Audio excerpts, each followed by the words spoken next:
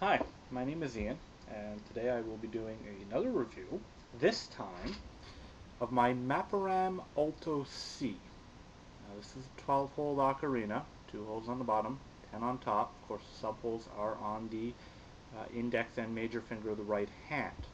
Um, on that note, I really enjoy that for comfort. I mean, sliding like that is quite easy. The shape of the instrument is quite good. It's comfortable. My fingers rub together on the right hand, but I have quite large fingers, and Alto C is kind of a, well, you know, for someone with big hands, they rub together, but for the average person, this would be a very comfortable ocarina, and it is for me too. I'm going to play a scale for you.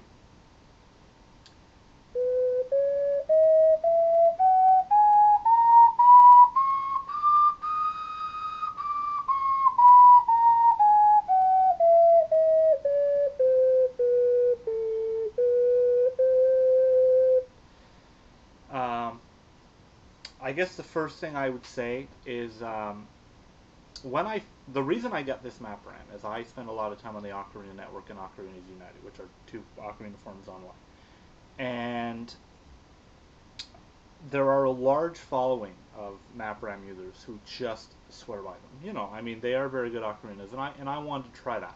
I figured, whatever. I collect as much as I play, so having another ocarina certainly isn't a hard decision to make. And if it turns out to be a great ocarina, so much the better.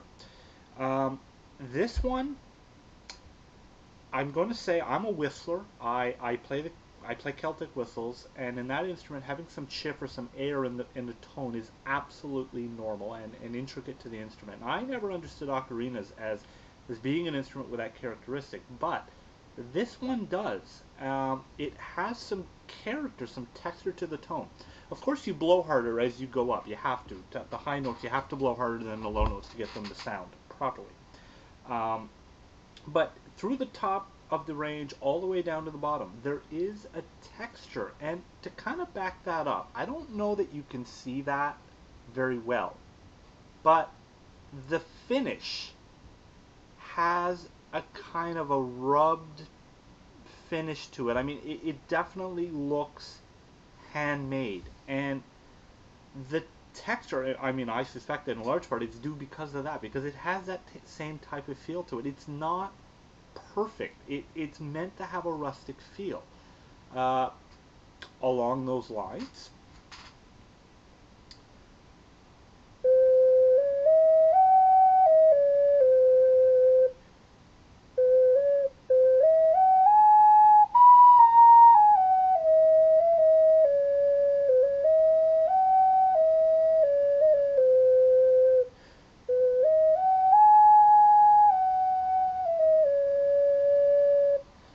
that being, of course, concerning hobbits and brings me to my point. This has a rustic feel. I feel that's meant to have a rustic feel. That song is so. Pairing your instrument, if you have several, especially with songs that have the same intent as what that instrument was made with, I think is very important, and that's the way that I kind of view and use this ocarina. It's a very honest sounding instrument. There is some character, as I've said. Um, Also, I'm going to show just an extract of another song, just so you can hear the higher ranges a little bit more.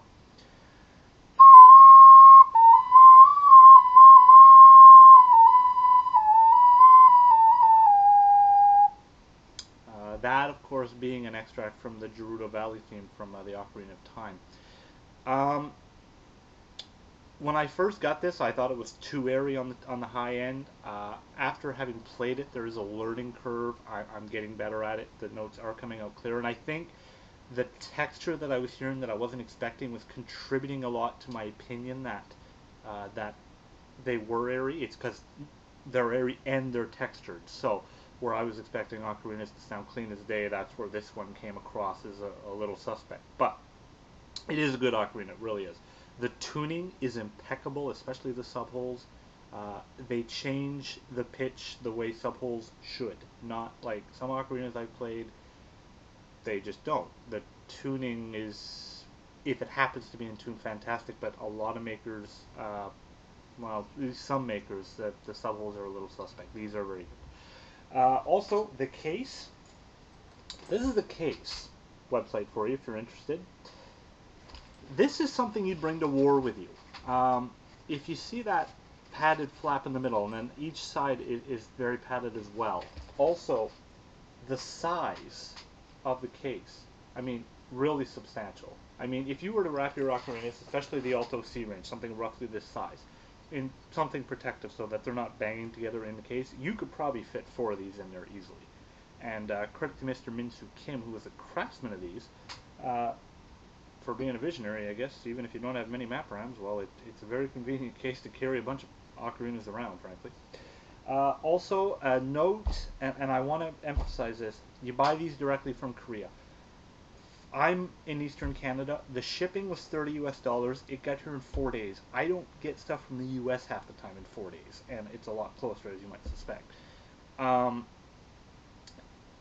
I read a lot about people who are just uncomfortable buying from Asia from the US. I mean, it's easier to go to STL or even Songbird, and those are good ocarinas in their own right as well, but don't restrict yourself from the Asian markets.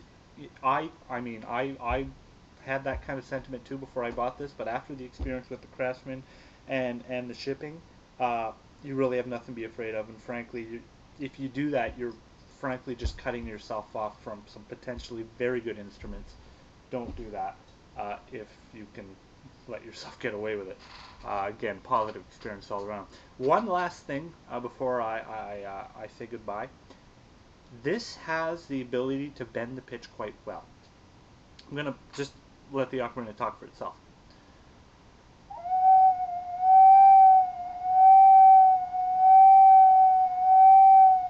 Like the variance, I mean, of course you blow harder, it's going to come out louder, but within the same note, the variance to bend is very good, more so than just about any other ocarina I've played yet. So credit, that does give you some fantastic flexibility. So if you have any questions, feel free to reach out to me or to Mr. Min-Soo Kim. I'm sure he'll be more than happy to give you a hand. Thanks for listening.